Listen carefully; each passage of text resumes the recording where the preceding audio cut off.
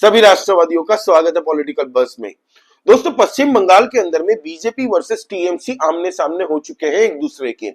कल बंगाल के अंदर में ममता बनर्जी ने एंटी एसआईआर रैली निकाली। वहां पे कई ऐसी अहम बातें की है ममता बनर्जी ने और साथ ही साथ में बीजेपी को धमकी दे डाली। ममता बनर्जी ने यह कहा कि बीजेपी मुझसे लड़ नहीं सकती, हमें हरा नहीं सकती, इसीलिए एसआईआर की प्रक्रिया के माध्यम से हमारे वोटरों का नाम काटने का षड्यंत्र रच रही है बीजेपी। और उन्होंने ये धमकी दे डाली बीजेपी को कि अगर बंगाल के अंदर में हमें अटैक किया गया तो हम भारत के अंदर में तुम्हारी नींव हिला देंगे। सोचिए, ये ममता बनर्जी बोल रही है। I think she is one of the strongest regional player, बहुत स्ट्रॉन्ग पॉलिटिशियन है, स्ट्रीट राजनीति करती है सड़कों की। लेकिन जो ममता बनर्जी ने कल शब्द यूज किए ना, इसमें उनकी फ्रस्ट्रेशन दिख रही है, उनकी हार हताशा दिख रही है। ममता बनर्जी को मैंने ऐसे पर्सनली कभी सुना नहीं है बोलते हुए, लेकिन कल जब ममता बनर्जी ने ये बातें की हैं, इससे पता चल रहा है कि टीएमसी इस वक्त कितना खौफ खाई हुई है एसआईआर की प्रक्रिया को लेके। खैर, अब तो ममता बनर्जी ये बात नहीं कर सकती कि एसआईआर की प्रक्रिया क्यों इतनी जरूरी है भारत के अंदर में, क्योंकि इनकी पोल पट्टी खुल चुकी है। जितने अवैध बांग्लादेशी है, कई लोग अपने घर बार सब कुछ छोड़ छाड़ के दोस्तों इंडिया बांग्लादेश बॉर्डर के पास में जितने भी सेंटर्स बने हुए हैं वहां पे इकट्ठा हो रहे हैं चेक पॉइंट्स पे।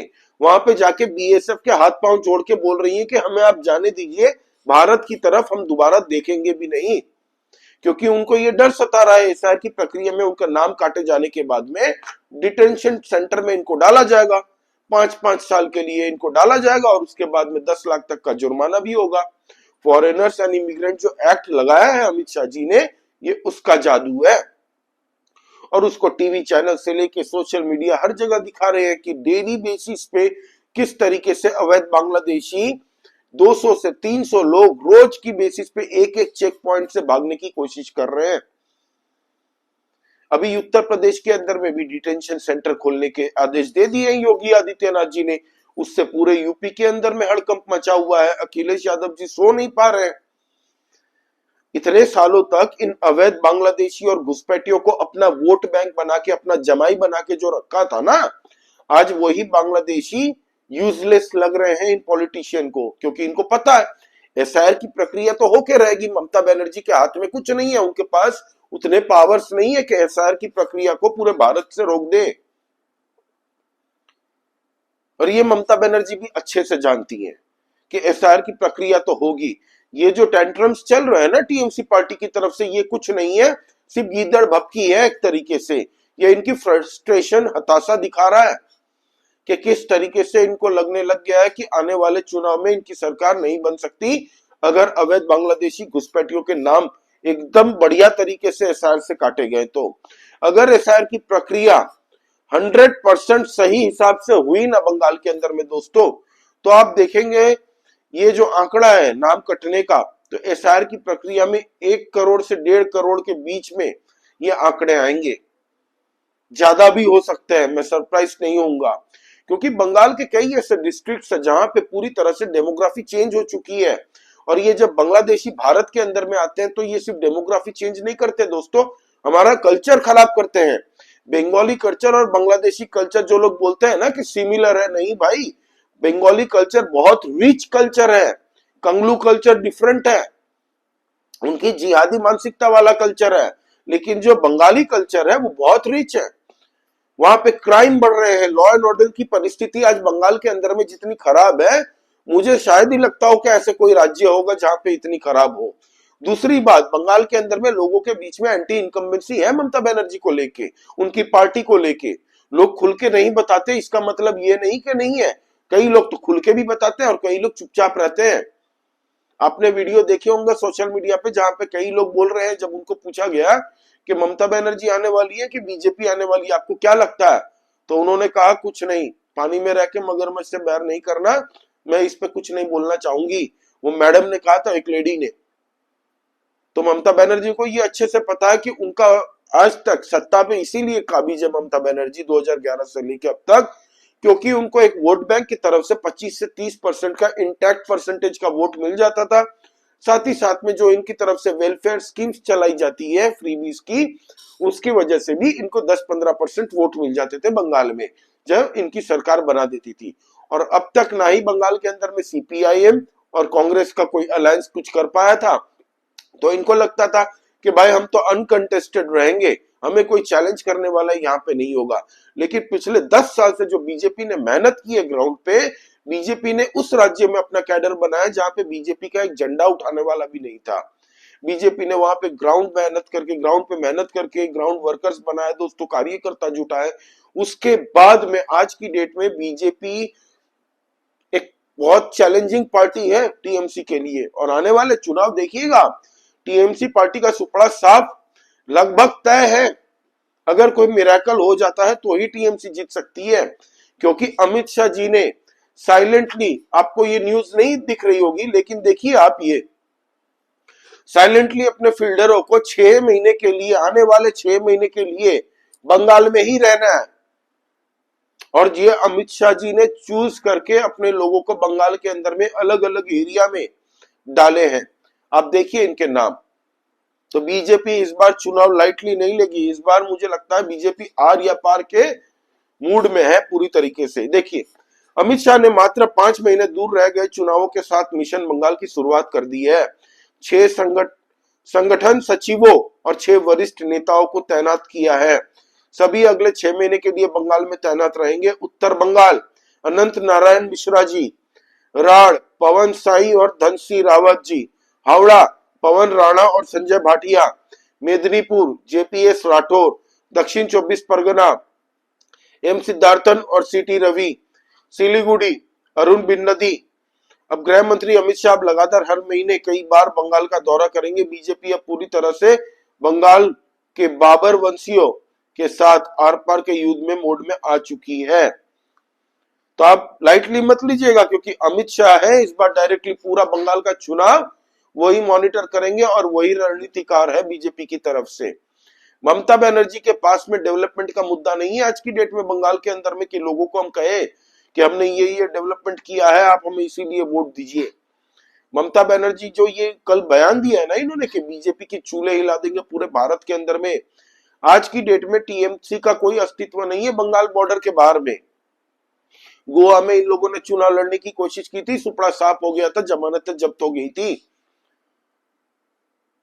और बंगाल के लोग अच्छे टूरिस्ट हैं। बंगाल के लोग ऐसे हैं दोस्तों कि हर साल कुछ भी करके, सेविंग्स करके भी एक बार ट्रिप लगाते हैं। ये लोग टूरिज्म करने जाते हैं दूसरे राज्यों में, हिल स्टेशन जाते हैं, समुद्र वाले एरियाज में जाते हैं। तो इनको पता है कि दूसरे राज्यों में क्या चल रहा है, डेवलपमेंट किस लेवल का है, वहां पे किस तरीके से इन्वेस्टमेंट चल रही है, किस तरीके का लॉ एंड ऑर्डर चल रहा है। तो बंगाल के लोग भी अब परिवर्तन चाहते हैं, क्योंकि हाल ही में जो मुर्शिदाबाद में दंगे फसाद हुए थे वो सबने देखा किस तरीके से हिंदुओं के घर को चिन्हित करने के बाद में उनको भगाया गया था, उनके घर चलाए गए थे, उनको मारा गया था, उनको पलायन करने पे अपने ही घर से मजबूर कर दिया था। आरजीकल हॉस्पिटल, फिर अभी जो दुर्गापुर के अंदर में हुआ था, जो स्टूडेंट सेकेंड ईयर स्टूडेंट के साथ में, जिसके बाद में ममता बनर्जी ने ये कहा था कि रात को 12 बजे थोड़ी घूमने का टाइम है। सोचिए, ये राज्य की मुख्यमंत्री बोल रही है जो कि खुद महिला है।